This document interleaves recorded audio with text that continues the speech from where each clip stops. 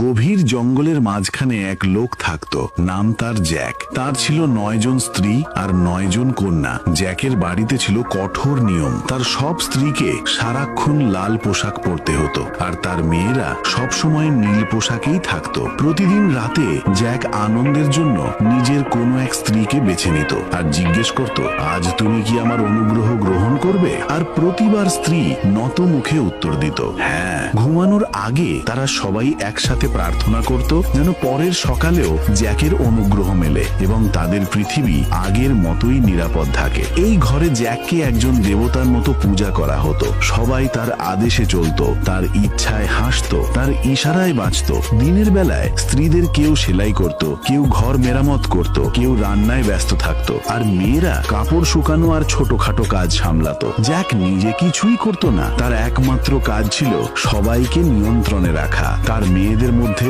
সবচেয়ে সুন্দরী ছিল মেরি, কিন্তু মেরির মা তার জন্মের পরপরই মারা গিয়েছিল। যখনই মেরি তার বাবার দিকে তাকাতো, চুপচাপ জিজ্ঞেস করত, বাবা তুমি কি বলতে পারবে তুমি প্রথমে মাকে কিভাবে চিনেছিলে? কিন্তু জ্যাক প্রতিবারই নীরব থাকতো। অনেক বছর কেটে গেল। তারপর একদিন জ্যাক আবার বিয়ে করলো এক তরুণীকে, যার বয়স মেরির কাছাকাছি ছিল। মেরি অবাক হয়ে তাকিয়ে রইল। কিছু বলার আগেই পাশে থাকা এক বোন তাকে সাবধান করলো, এখানে মুখ খোলার আগে ভাবিস মেরি, এই বাড়িতে কথা আগুন হয়ে যায়। ঠিক তখনই সেই মেয়েটির মা ঘরে ঢুকলো আর মেয়ে অভিযোগ করলো, মা, মেরি নতুন মাকে অসম্মান করেছে। এই বাড়িতে মেয়েদের শেখানো হতো যে কোনো স্ত্রী যা বলবে তা বিনা প্রশ্নে মানতে হবে, সে ঠিক হোক বা ভুল। আর সেই মুহূর্তেই মেরির বিচার হয়ে গেল। শাস্তি হিসেবে তাকে দেওয়া হলো এক বিশেষ দায়িত্ব, যা তার জীবনকে চিরদিনের জন্য পাল্টে যেতে চলেছে।